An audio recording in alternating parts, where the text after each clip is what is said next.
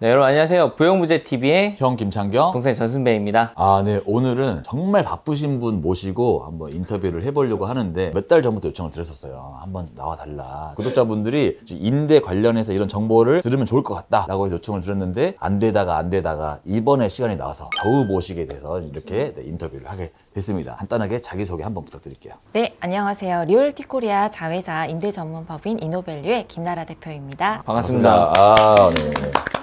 이노밸류를 잘 모르시는 분들이 계시잖아요. 간단하게 또 소개 한번 부탁드릴게요. 건물을 매입하면 건물을 어떻게 임대 운영하느냐가 굉장히 중요하잖아요. 저희 이노밸류는 건물을 매입했을 때 또 그리고 기존에 소유하고 있었던 건물들을 임차인 전체를 재구성해서 건물의 가치를 밸류업해드리는 업무를 하고 있습니다. 그러니까 이제 건물 투자를 하게 됐을 때 임대는 뗄 수가 없잖아요. 신축 리모델을 잘 해놨어. 임대 안 들어오면 의미가 없는 거거든. 그것도 임대가 싸게 들어오면 또 안 되잖아. 나름대로 잘 높게 비싸게 받아야 팔 때 약간 이게 남을 수 있으니까. 이노밸류에 대해서 간단하게 추가 설명하자면 우리 황유진 관장님, 네, 우리 또 구독자분들이 많이 알고 계시는 황유진 관장님이 속해 있는 그런 곳의 대표이신 거고. 일 잘하나요? 굉장히 열심히 하는 친구고요. 욕심이 정말 많아서 맨날 야근하고 주말에도 근무하고 네. 열정이 있는 친구. 말 안 들면 좀 혼내주고 하세요.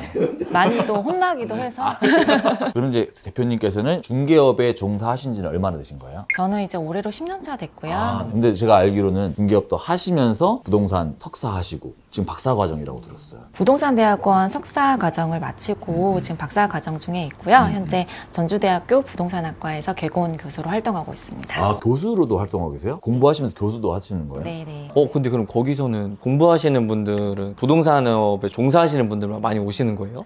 제가 석박사 하면서 느낀 게 꼭 부동산 분야에 계신 분만 오시는 게 아니라 전혀 다른 분야에 계신 분들이 부동산에 관심이 있으셔가지고 오시는 분들이 있는데 예를 들면 뭐 의사분들이라든지 그리고 패션 업계에서 종사하시는 분들이라든지 개인적으로 본인들이 투자의 목표가 있는 분들이 또 오셔서 다양하게 정보도 얻으시고 공부도 하시면서 이렇게 경험을 쌓는 것 같습니다. 그러니까 이제 각자의 분야에서 성공해서 돈을 벌면 부동산으로 모이게 되어 있는 것 같아요. 근데 이 구독자분들은 이거 궁금하실 것 같아요. 이노밸류에서 좀 어떤 임차를 좀 주로 맞추고 계시는지에 대해서. 저희는 전국의 은행이나 증권사, 보험사에 임차를 하기도 하고요. 올리브영이라든지 폴바셋, 베스킨라빈스 같은 대형 프랜차이즈 업체에 임차도 하고 있고 통신사 입점까지 저희가 임차 관련된 모든 업무는 다양하게 하고 있습니다. 그러니까 웬만하면 우리가 아는 브랜드들은 다 하고 계시고 통사업도 전문적으로 하셔가지고 작년에 진짜 많이 계약을 한 걸로 알고 있어요. 저희도 너무 감사했었던 게 계약한 건물들 중에서도 아마 저희 구독자분들 중 몇 분은 감사하시는 분들도 꽤 있으실 거예요. 이노밸류에서 총임대도 맞춰주시고 이랬어가지고 저희가 굉장히 분업화가 잘 되어 있는 게요. 리얼티 코리아에서 건물을 매입을 해주면 저희 이노밸류에서 어떤 테넌트가 가장 건물에 어울리는지 어떤 임차인으로 구성을 했을 때 최대의 임대 수익을 높일 수 있는지에 대해서 방향을 제시를 해드리고 있습니다. 그러니까 일단 리모델링을 했는데 또 리모델링 하기 전에 내가 어떻게 해야 될지를 모르잖아. 그때 이제 이런 공간은 이런 상권은 이런 업종의 임차인이 잘 들어온다라는 걸 미리 상담한 다음에 그에 맞게끔 리모델링도 할 수 있게 조언도 해주시고 방향을 또 설정해 주시더라고. 다 분업화가 좀 잘 돼 있는 것 같아요. 자, 이제 본격적으로 구독자분들이 거의 이제 빌딩 투자에 관심을 가지시는 분들이 보시죠. 그럼 대부분은 이제 매입을 하셔서 리모델링이나 신축을 하실 텐데 임대를 잘 맞출 수 있는 그런 꿀팁. 일단 새로 신축이나 리모델링을 하실 거면 그래도 좀 비용을 들여서 어느 정도 좀 예쁘게 건물을 좀 신축하시는 거를 좀 추천을 드리고 있어요. 사실 매매 차익을 위해서는 최소한 비용을 들여서 건물을 신축을 해서 높은 임대료를 구성해서 파는 게 베스트잖아요. 그렇죠. 요즘에는 그 매매가 대비 적정 임대료를 산정을 해서 적정 임대 수익률을 맞춰서 건물을 매각을 하는 게 쉽지 않거든요. 현금 보유가 많지 않은 이상 대출 비용이 임대료보다는 많이 나가게 되는 또 그런 상황이 또 발생을 합니다. 임대 맞추기 좋은 건물은 그냥 어떤 건물인 것 같아요? 그래서 일단은 건물을 투자해서 건물 외관도 좀 신경 쓰시고 또 건물 로비도 신경 써서 지으면 확실히 임차인들도 그에 맞춰서 좀 좋은 임차인이 들어오거든요. 또 그런 임차인들이 들어오면 인테리어도 또 신경 써서 하기 때문에 임차 기간도 굉장히 또 오래 있고요. 그 임차인이 나간다고 해도 다른 임차인이 들어와서 또 그 시설 잘 사용합니다. 그래서 건물을 신경 써서 아무래도 지으면 그 임대료에도 영향을 미치는 것 같습니다. 좀 이런 거 좀 궁금하실 것 같아요. 많은 분들이 아 그래 뭐 인테리어 잘해서 돈 많이 들으면은 좋지라고 하는데 대부분 분들은 이제 다 비워놓고 하시거든요. 근데 이 비워놓고서는 새로 임차인 보고 본인들이 이제 인테리어 하는 게 나은 건지 아니면 저희 건물주분들 좀 뭐 기본적으로 뭔가 좀 해놓는 게 좋은 건지도 좀 궁금해하실 것 같아서. 그러니까 비워놓는다는 게 내부 인테리어를 잘 안 하고 콘크리트 상태로 놔두고 그렇죠. 노출 콘크리트 상태로 놔두는 거지. 그게 나은 건지 아니면 어떻게 쓸지 모르겠지만 그래도 좀 마감이나 이런 거를 대충 해놓는 게 나은 건지. 사실 저희가 실무적으로 해서 이제 좀 경험을 해보면 1층부는 천장하고 바닥을 노출형 상태로 해놓는 것이 차기 임차인이 들어왔을 때 그에 맞춰서 인테리어를 다 다시 하기 때문에 그렇게 좀 천장 마감, 바닥 마감을 좀 노출을 시켜놓으신 게 더 나으실 것 같고요. 근데 1층은 상가가 들어오거나 했을 때 본인의 목적에 맞게 알아서 할 거니까 노출돼도 상관없다. 만약에 2층부터는 사무실이다 라고 하면 기본적으로 이제 천장은 노출을 해놓더라도 조명이라든지 기본 에어컨 대수라든지 바닥은 기본으로 뭐 에폭시라든지 기본 바닥 타일 마감 어느 정도 해놓으시면 임차인들이 인테리어 비용이 조금 절감할 수 있거든요. 근데 너무 노출이 다 되어 있으면 임차인들도 들어왔을 때 아 이게 다 내가 해야 되는 공사 비용이라고 느끼기 때문에 또 임대가 좀 잘 안 됩니다. 요즘에 제 생각에도 좀 그럴 것 같아요. 건물들 보면은 그런 거 설치 안 돼 있고 횡한 경우 되게 많거든요. 제가 오피스 들어간다고 해도 안 들어갈 것 같아요. 보통 답사를 많이 가시잖아요. 임차인분들 데리고 건물 공간 보러 가는데 어떤 인테리어였을 때 여기서 하고 싶다라는 사례가 있을까요? 일단은 건물 규모에 따라서 좀 다른데요. 꼬마 사옥이다. 그렇게 되면 좀 노출형 천장에 밑에는 에폭시 바닥을 가장 선호하시는 것 같고요. 좀 건물 규모가 있는 대형 면적이다. 그런데 인테리어가 되었으면 좋겠다. 이렇게 하는 경우에는 좀 깔끔하게 유리룸으로 좀 되어 있는 그런 사무실들이 좀 바로바로 계약이 되는 것 같습니다. 아, 그러니까 다 나눠져 있고 깔끔하게 되어 있는 거. 대형 같은 경우는 소형은 그냥 노출돼도 상관없고. 네. 저 근데 오늘 이거 한번 여쭤보고 싶었거든요. 저 지금 리모델링 하는 건물이 있는데 지금 인테리어를 하고 있는데 거기 오피스예요. 화장실을 조금 더 크게 할 건지 아니면 화장실을 좀 작게 하고 탕비실을 할 건지 그걸 고민을 하고 있거든요. 대표님 생각은 어떠세요? 들어오는 임차인에 따라서 다를 수는 있는데 보통은 그래도 화장실을 넓게 쾌적하게 사용할 수 있는 건물들이 좀 더 인기가 많지 않나, 선호도가 많지 않나 이렇게 생각을 하고요. 화장실도 사무실 내부에 있는 화장실보다는 공용부에 별도로 위치되어 있는 그런 것들을 일부러 찾으시는 임차인들이 있거든요. 사무실 내부에 화장실이 있으면 좀 부담스러워하세요. 그렇지. 내가 들어갔어. 1분 뒤에 나왔어. 그럼 나의 목적이 뭔지 알잖아. 근데 내가 10분 뒤에 나왔어. 그럼 다 알지. 잘했네. 뭐 이런 느낌이니까. 그래서 최대한 화장실은 공용부로 빼고 또 화장실 개수를 좀 최대한 넓히는 게 가장 좋을 것 같습니다. 근데 이거 진짜 꿀팁이야. 결국에는 화장실이 공용부에 있으면 좋고 탕비실이 있는 것보다는 화장실이 좀 더 큰 게 낫다. 최근에 또 이제 강남에 공실이 엄청 많잖아요. 그리고 요즘 통임대도 잘 안 나가는 경우가 좀 상당히 많은데 불경기에도 좀 임대가 좀 잘 맞춰지는 건물들이 있잖아요. 어떤 건물들이 그렇게 임대가 좀 잘 맞춰질까요? 같은 위치에도 공실률에는 큰 차이가 있을 수 있는데요. 이유는 건물 관리에 있습니다. 임대 기간 중에도 좀 공용 부분에 대해서 좀 깔끔하게 관리를 해주시고요. 그리고 노후화된 것들은 좀 교체를 해주시고 어느 정도의 관리가 잘 되어야만 기존 임차인도 잘 유지를 하고 하는 것 같습니다. 우리 임대 맞추는 것도 중요하지만 들어와 있는 임차인이 안 나가는 것도 중요하니까 관리를 해야 이게 계속 유지가 되는 것 같다라는 말씀이신 거죠. 그러면 이제 이런 그 깔끔하게 하는 거 말고 혹은 좀 임차를 좀 잘 맞추기 위한 좋은 방법 같은 경우도 있는지 건물주 임대인분들이 하셔야 될 행동 중에서 렌트프리라는 제도가 있는데요. 렌트프리는 일정 기간 동안에 임차인의 임대료를 감면해주는 제도인데요. 임대인은 임대료에 따라서 건물의 가치가 산정이 되기 때문에 임대료를 조정을 해주는 게 한계가 있거든요. 그래서 임대료를 낮춰주기보다는 연간 임대 계약 기간에 따라서 렌트프리 제공을 해주면 임대인은 건물 가치도 떨어지지 않는 부분이 있고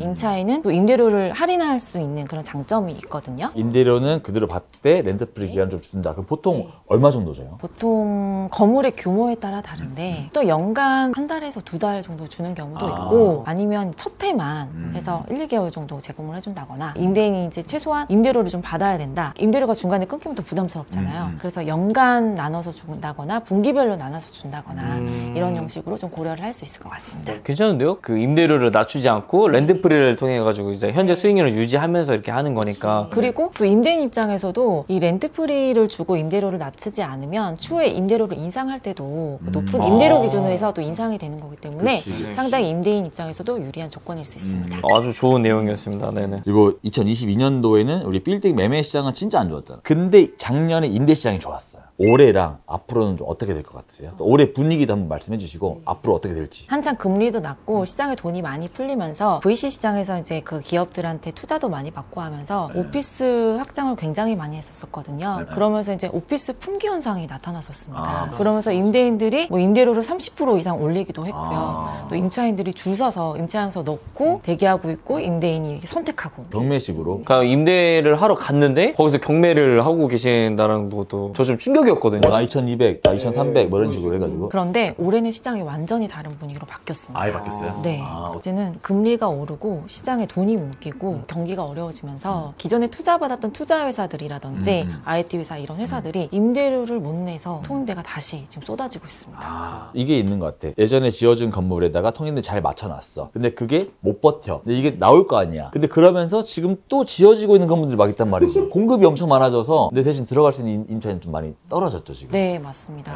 회사들이 좀 상황이 어려워지면서 확장도 안 하고 축소하고 아니면 보류하고 이렇게 이전을 잘 안 합니다. 대표님 그 테헤란로 쪽이 원래 작년만 해도 그 대형 빌딩들 많이 찼었잖아요. 네. 최근에는 어때요? 아무래도 대형 빌딩들은 이제 대기업 위주로 많이 계약을 했고 또 장기 계약을 했기 때문에 그나마 좀 영향을 안 받았던 대형 빌딩들도 조금씩 지금 공실이 나오고 있는 상황입니다. 그런데 또 돌아보면 예전에도 강남권 그리고 중구권 해서 공실이 많았던 시기가 있었거든요. 맞아요. 그래서 그때그때 또 상황과 수요에 맞춰서 건물에서도 렌트프리를 준다거나 인테리어 지원비를 준다거나 해서 큰 손실 없이 잘 운영을 하니까요. 그렇게 잘 극복해서 나가시면 될 것 같습니다.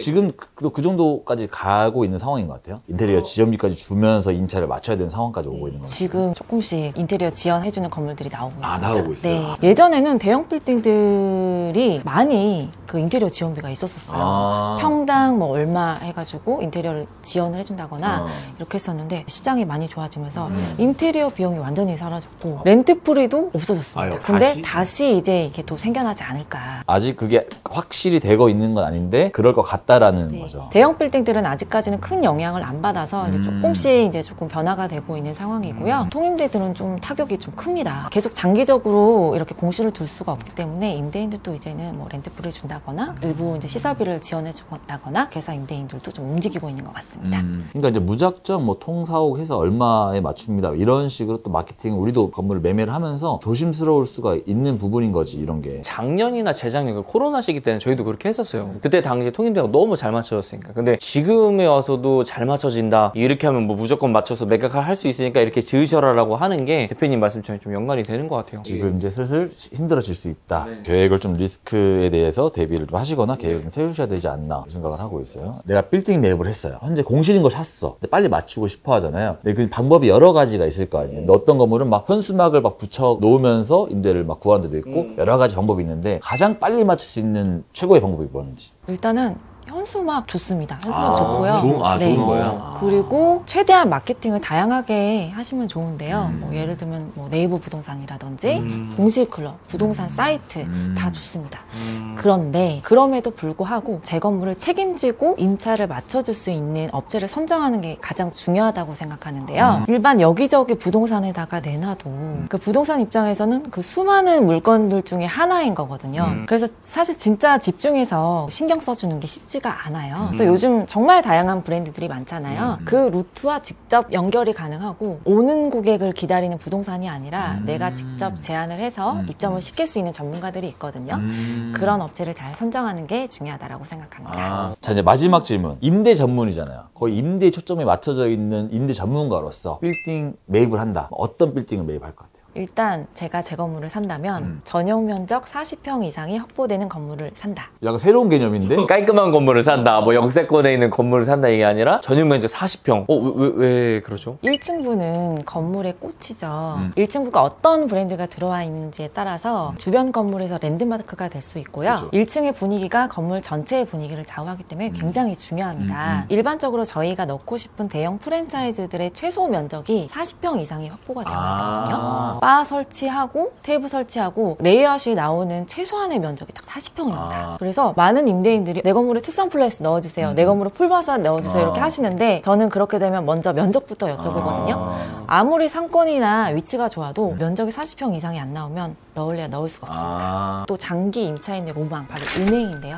은행. 네. 근데 보통 일반적으로 은행은 대형 면적만 들어가지 않나 이렇게 생각을 하시지만 은행 출장소라고 하죠. 이런 소형 점포들은 40평 정도가 되면 임차 제한이 가능합니다. 우리가 아는 은행은 엄청 크잖아. 막 100평, 200평 느낌이잖아. 더우면 에어컨 쐬러 들어가기도 하고 막 그런 느낌인데 40평짜리도 출장소 형식으로 요새는 많이 들어가니까 은행을 유치하기에도 40평이 좋다. 근데 이게 대표님 그 40평이면 이런 오피스들도 다 똑같이 되는 건가요, 그러면? 일반 뭐 지상층 2, 3, 4층의 오피스들도 가장 기업들이 선호하는 면적이 40평대인데요. 가장 수요가 많고 선호도가 높은 게 40평인 게 직원 1인당 1.5평에서 한 2평 정도를 쓴다라고 했을 때 최소 20명에서 26명까지는 소화가 가능하거든요. 그래서 기업에서 가장 선호하는 면적이기도 하고 공실해소가 가장 잘 되는 면적입니다. 그러니까 가장 문의가 많이 들어오는 평수라는 거잖아요. 네, 그래서 제가 중소형 건물을 매입한다? 그러면 무조건 40평 이상 되는 면적을 산다.